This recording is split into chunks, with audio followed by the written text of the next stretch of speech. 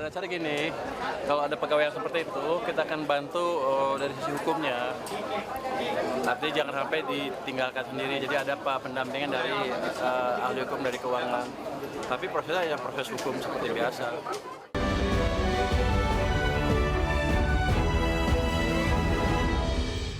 Ya, menanggapi kasus dugaan suap yang melibatkan Kepala Kantor Pelayanan Pajak Madya Jakarta Utara, Menteri Keuangan Purbaya Sadewa menyebut penangkapan Kepala KPP Madya Jakarta Utara merupakan syok terapi di lingkungan Dirjen Pajak.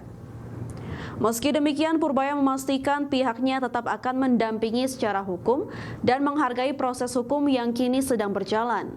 Purbaya menegaskan pendampingan hukum dari Kementerian Keuangan kepada 5 tersangka tersebut bukan bentuk intervensi, melainkan memang sudah aturannya berlaku. Cara gini, kalau ada pegawai yang seperti itu, kita akan bantu dari sisi hukumnya.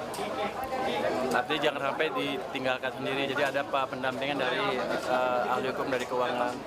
Tapi prosesnya ya proses hukum seperti biasa. Jadi anak buah nggak akan kita tinggal, tapi kalau nanti ketemu. Kita awali dengan informasi pertama, pemirsa. Presiden Prabowo Subianto meresmikan 166 sekolah rakyat secara serentak yang tersebar di 34 provinsi dari Sumatera hingga Papua. Peresmian secara serentak 166 sekolah rakyat yang tersebar di 34 provinsi ini dipusatkan di Sekolah Rakyat Terpadu atau SRT 9 Banjarbaru yang terletak di lingkungan Balai Besar Pendidikan dan Pelatihan Kesejahteraan Sosial atau BBPPKS Banjarbaru, Kalimantan Selatan. Presiden dalam sambutannya menegaskan hadirnya program sekolah rakyat ini diharapkan menjadi motor penggerak pemerataan kualitas pendidikan dan gizi anak bangsa dari Sumatera hingga Papua.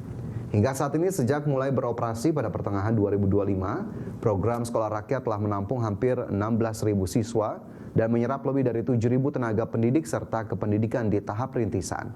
Pemerintah sendiri menargetkan pembangunan infrastruktur pendidikan ini terus berlanjut hingga mencapai angka 500 sekolah. Target Presiden akan groundbreaking untuk 104 sekolah rakyat tambahan yang akan melengkapi total 270 sekolah di seluruh penjuru negeri. Kita tergerak, teringat. Kenapa? Kita teringat. Bayangkan kalau waktu itu kita, saya dan menteri-menteri tidak ambil sikap yang berani. Mari kita berbuat yang mungkin tidak lazim. Kita bikin sekolah yang terbaik, sekolah berasrama untuk mereka-mereka yang mungkin tidak punya harapan, mereka yang dari keluarga yang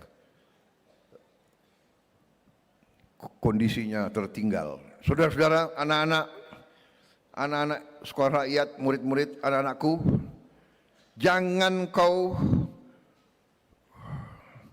kecil hati, jangan kau malu. Orang tuamu hanya buruh atau hanya petani miskin atau hanya tukang pemulung. Jangan kau malu.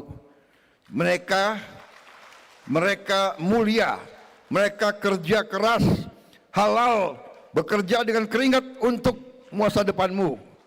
Jangan. Pemirsa, Komisi Pemberantasan Korupsi menetapkan 5 orang sebagai tersangka dalam operasi tangkap tangan kasus pemeriksaan pajak di Kantor Pelayanan Pajak Madya Jakarta Utara. KPK menyebut pejabat KPP Madya Jakarta Utara menerima suap terkait fee pembayaran pajak dari PT WP dengan total suap mencapai 4 miliar rupiah. Komisi Pemberantasan Korupsi menetapkan 5 orang sebagai tersangka dalam operasi tangkap tangan kasus pemeriksaan pajak di Kantor Pelayanan Pajak Madya Jakarta Utara, Direktorat Jenderal Pajak Kementerian Keuangan. 5 tersangka tersebut yakni Kepala KPP Madya Jakarta Utara Dwi Budi Iswahyu, Kepala Seksi Pengawas dan Konsultasi KPP Madya Jakut Agus Syaifuddin, tim penilai di KPP Madya Jakarta Utara Askop Bahtiar, konsultan pajak PT WP Abdul Kadim Sabudin, dan staf PT Wanatiara Persada Edi Yulianto. KPK menyebut 3 orang pejabat KPP Madya Jakarta Utara yakni Dwi Budi Iswahyu, Agus Syaifuddin, dan Askop Bahtiar diduga menerima suap terkait fee pembayaran pajak dari PT Wanatiara Persada dengan total suap mencapai 4 miliar rupiah. Dalam OTT ini KPK juga turut menyita barang bukti uang tunai rupiah sebesar 793 juta rupiah, uang tunai 165 ribu dolar Singapura atau setara 2,16 miliar rupiah, serta logam mulia seberat 1,3 kg senilai 3,42 miliar rupiah. Total nilai barang mencapai 6,38 miliar rupiah. Setelah para penyelidik, kemudian penyidik meyakini bahwa ada peristiwa pidananya, dalam hal ini peristiwa pidana korupsi, kemudian dinaikkan ke penyidikan.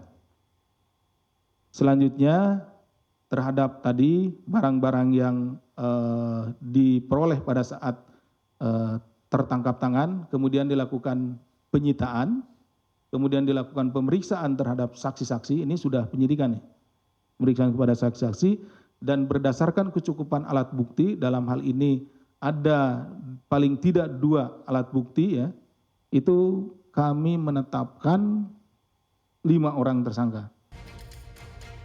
Sebelumnya KPK melakukan operasi tangkap tangan pertama di tahun 2026 pada 9 hingga 10 Januari 2026.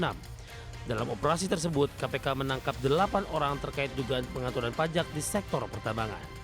Dari Jakarta, Ismailia, Muhammad Zulkarnain, ADX Channel.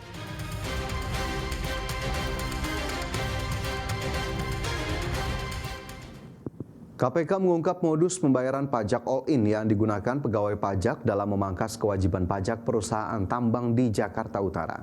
Pelaksana tugas Deputi Penindakan dan Eksekusi KPK Asep Guntur Rahayu mengatakan, pajak perusahaan tambang dipangkas dari 75 miliar rupiah menjadi 15,7 miliar rupiah.